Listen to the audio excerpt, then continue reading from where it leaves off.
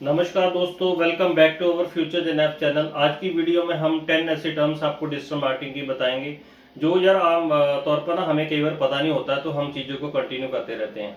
हमें basic terms जो है एसईओ होता है, एसएमओ होता है, वो चीज़ें तो हमें पता होती हैं। 10 ऐसी 10 मैं आपको टर्म्स बताऊंगा जिनको जान के आप भी अपना डिजिटल मार्केटिंग का कैरियर स्टार्ट कर सकते हो। जहाँ फिर अगर आप ट्रेनिंग कर रहे हो, कोचिंग कर रहे हो, किसी से करवा रहे हो या खुद ट्रेनिंग कर रहे हो, तो या डिजिटल मार्केटिंग किसी प्रोजेक्ट पे कर रहे हो, तो आप इसको जान के अपने नॉलेज को और आगे बढ़ा सकते हो। तो सबसे पहले हम स्टार्ट करते हैं।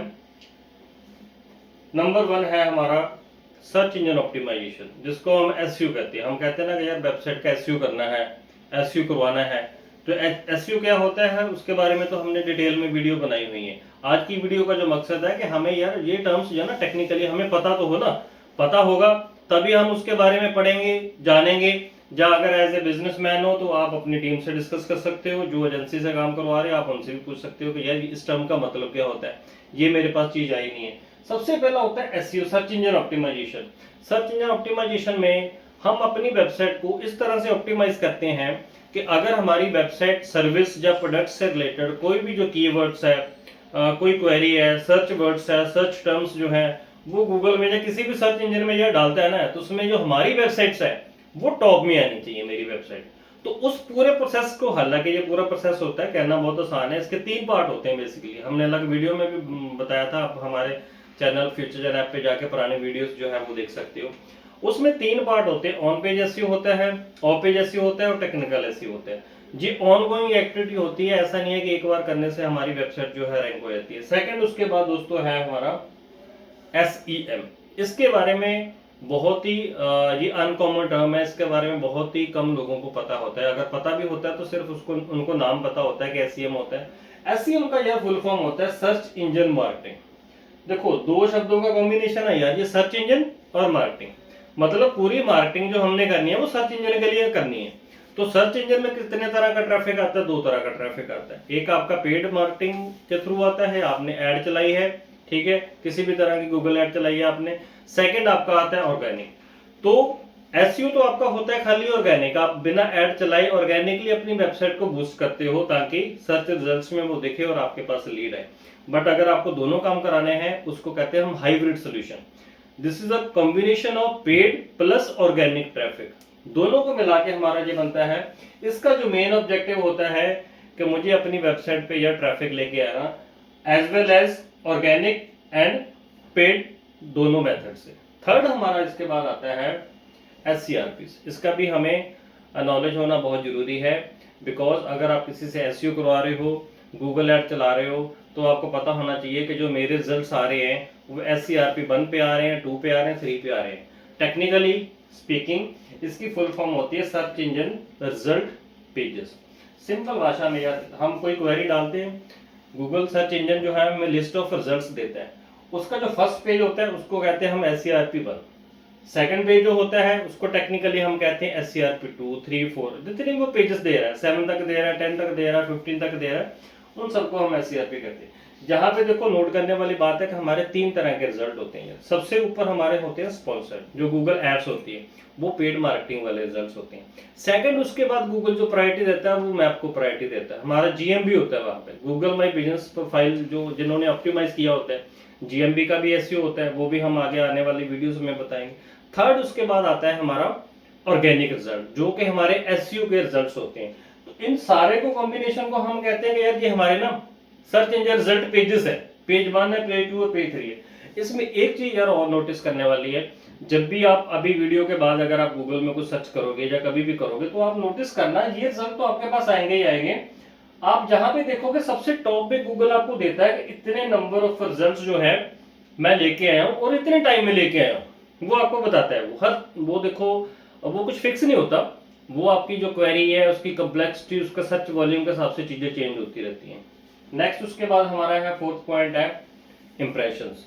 इंप्रेशन यार, इंप्रेशन का ना बहुत बड़ा रोल होता है टेक्निकली हमारी, चाहे आप अपनी वेबसाइट कैसे करवा रहे हो या आप गूगल ऐड चला रहे हो। इंप्रेशन का मतलब होता है कि आपकी ऐड को या आपकी सर्च रिजल्ट्स को यूजर ने जैसे ही गूगल में डाला या किसी भी सर्च इंजन में डाला, आपकी वेबसाइट उसको दिखी, लेट्स सपोज फर्स्ट पेज पे, सेकंड पेज पे, लेकिन उसने देखी है, अभी क्लिक नहीं किया उसने। उसकी नजरों से अगर गुजरी है उसको हम कहते हैं दीज आर द इंप्रेशन। कभी इतने लोगों ने उसको देखा है लेकिन उसने यूजर ने कोई एक्शन नहीं लिया, अभी वो कन्वर्जन में नहीं आई है। तो इंप्रेशन का और आगे हम जो नेक्स्ट हम बताएंगे कि भाई सीटीआर का और इसका दोनों का बहुत बड़ा एक रोल होता है, वो हम नेक्स्ट बात करते हैं उसके बारे में। फिफ्थ पॉइंट हमारा है सीटीआर। सीटीआर का मतलब होता है क्लिक थ्रू रेट। या सीटीआर और इंप्रेशन का ना आपस में दोनों का आप ये कह लो कि छोटा भाई बड़ा भाई या दोनों भाई बहन की तरह नाता होता है, बहुत ही एक गूढ़ा ना रिश्ता होता है। इंप्रेशन के बिना हमारे सीटीआर नहीं हो सकता है और सीटीआर के बिना इंप्रेशन का कोई इंपॉर्टेंस ही नहीं है। अगर लेट्स सपोज हमारा यह सीटीआर है 0.something% है, सीटीआर का मतलब यहाँ पे ये है कि जितने इंप्रेशंस आए उनमें से कितने लोगों ने मेरी एड पे या सर्च रिजल्ट पे क्लिक करके मेरी वेबसाइट के अंदर आए, जो एड के अंदर आए। दैट मीन्स कि उनको एड कैची लगी, उनको जो हम मेटा डिस्क्रिप्शन जो डालते हैं ना गूगल में, जो आते हैं हमारे पास सबसे ऊपर जो दिखाई देता है वो आपको मेटा डिस्क्रिप्शन देखता है। जो आप कैची से टाइटल डालते हो टाइटल दिखता है। इसीलिए तो हम कहते हैं कि यार अपना टाइटल ना कैची बनाओ, आप ऐसा बनाओ कि यूजर देख कर क्लिक करे। जैसे हम वीडियोस के केस में कहते हैं ना कि थंबनेल ऐसा बनाओ कि यूजर उसको देख के क्लिक करे। मतलब कि अगर आपने वीडियो बहुत अच्छी बना रखी है, थंबनेल अच्छा नहीं है, तो थंबनेल भी आपको अच्छा बनाना चाहिए। गलत नहीं बनाना कुछ भी कि एक दिन में 10 लाख कैसे कमाए, ऐसा लोग बनाते हैं लेकिन अंदर वीडियो में कुछ नहीं होता। ऐसा अनएथिकल हमने नहीं करना। तो आपको जो अपनी वेबसाइट के पेजेस का जो टाइटल है और जो डिस्क्रिप्शन है वो इतना कैची बनाना है यार। अगर आपने पेज पे मेहनत करी है तो थोड़ी सी मेहनत टाइटल और उस पे डिस्क्रिप्शन पे भी आप मेहनत करो। तो उससे क्या होगा, आपके इंप्रेशंस आएंगे। इंप्रेशन को क्लिक करके जो यूजर अंदर आएगा उसको हम सीटीआर कहते हैं। तो सीटीआर हमारा ज्यादा होना चाहिए। जितना हमारा ज्यादा सीटीआर होगा दैट मीन्स हमारी उतनी ज्यादा ट्रैफिक ज्यादा होगी। अगर ट्रैफिक ज्यादा होगी तो उतने ज्यादा यूजर विजिट करेंगे, हमारे पास कॉल आएगी, लीड आएगी, उतना हमारा कन्वर्जन ज्यादा होगी और हमारा जो बिजनेस है वो बढ़ेगा। नेक्स्ट उसके बाद हमारा आता है पीपीसी। पीपीसी यार पेड जो मार्केटिंग है ना उसका पार्ट है जी। इसका फुल फॉर्म होता है पे पर क्लिक। मतलब PPC is a type of paid marketing where advertisers, मतलब जिसने अपनी एड चलानी है। एडवर्टाइजर वो मैं भी हो सकता हूँ, आपकी अगर वेबसाइट यू आर ऑनर है आपकी एड भी हो सकती है, आपके पेज भी हो सकती है।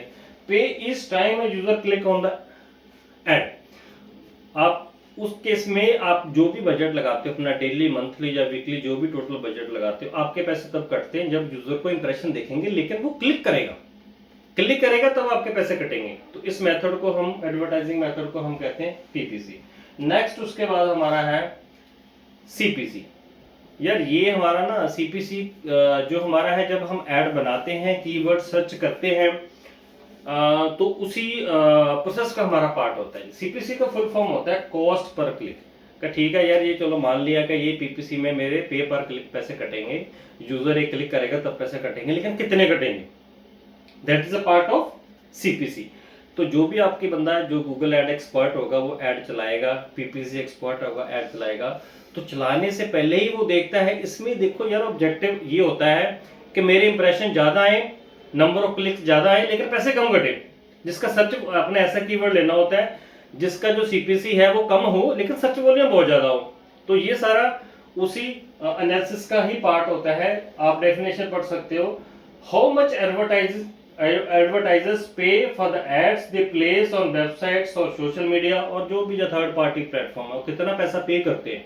ठीक है, उसको हम कॉस्ट पर क्लिक करते हैं। एक क्लिक का कितना पैसा कटेगा वो डिपेंड करता है आपकी कैटेगरी के ऊपर, कीवर्ड कॉम्प्लेक्सिटी के ऊपर, सर्च उसका वॉल्यूम कितना है, बहुत सारे फैक्टर्स होते हैं। नेक्स्ट उसके बाद हमारा है आरओआई।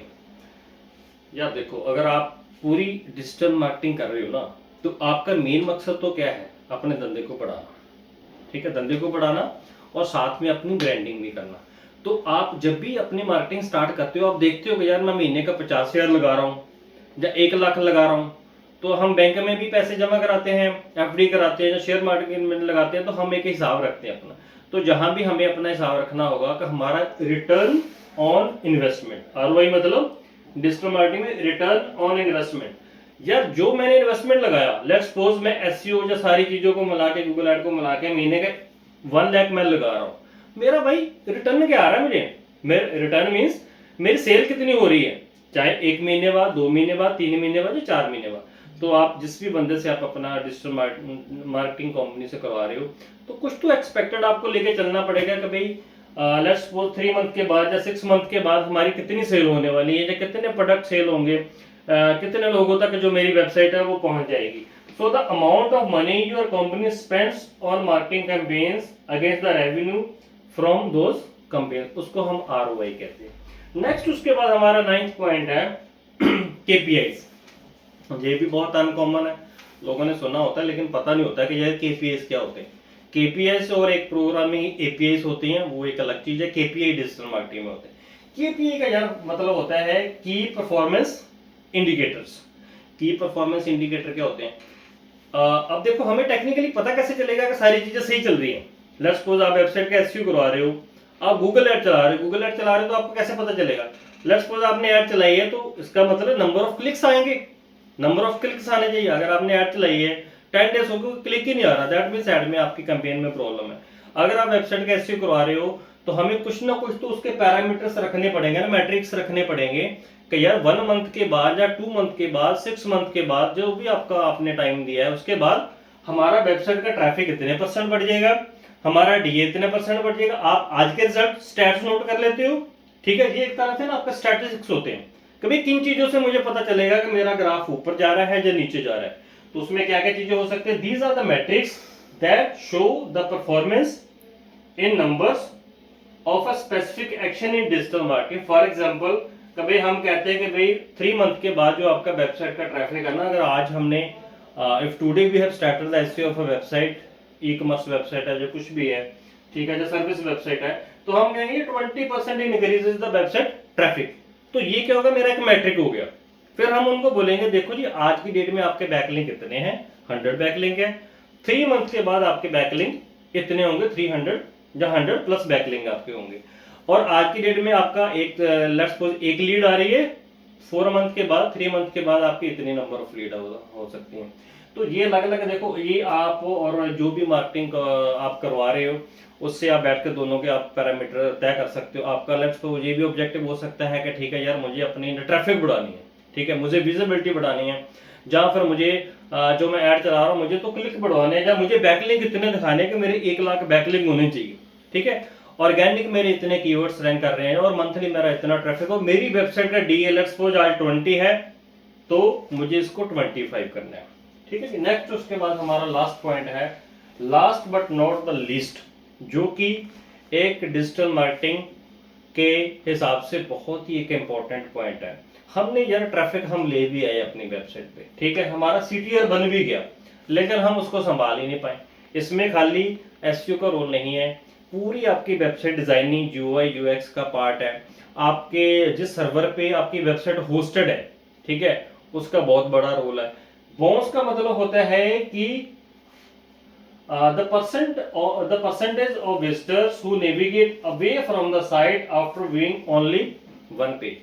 कोई लेट्स सपोज ऐड को क्लिक करके आपकी वेबसाइट पे आया, जहां सर्च इंजन ऑप्टिमाइजेशन के थ्रू आपके रिजल्ट आ गए, उसने क्लिक किया, लेकिन आपकी वेबसाइट अभी लेट्स सपोज लोड ही नहीं हो रही है, जहां वो अभी पहले पेज पे है, उसको ना कुछ डिजाइन जरा मजा नहीं आया, कुछ उसको मतलब प्रोमाइसिंग सा नहीं लगा कुछ के आपसे काम करवा के जो आपका प्रोडक्ट परचेज करके उसके पास पहुंच जाएगा। उसने क्या किया, फटाफट बैक चला गया, जब वहां से वो दूसरी वेबसाइट ओपन कर ली, वो अपनी आपकी वेबसाइट में फटाफट अवे हो गया, ठीक है, नेक्स्ट वेबसाइट ओपन कर। अगर उसको वेबसाइट अच्छी लगेगी, डिजाइन अच्छा लगेगा, वेबसाइट का लुक एंड फील अच्छा होगा, आपका कंटेंट अच्छा होगा, इमेजेस अच्छी होंगी, दैट मींस आपको ओवरऑल कंटेंट अच्छा होगा, साइट अच्छी होगी, तो वो देखेगा अच्छा यार प्रोडक्ट तो अच्छा लग रहा है, चलो अब मैं अबाउट पेज में जाके देखता हूँ अबाउट में इसका फाउंडर कौन है, ठीक है, ये इन्होंने कॉन्टैक्ट पेज पे अपनी डिटेल डाल रखी है। वो लोग क्या गलती करते हैं, कॉन्टैक्ट में कुछ अपना एड्रेस नहीं डालते, तो उस साइट पे जो यूजर है वो ट्रस्ट कभी भी नहीं करता।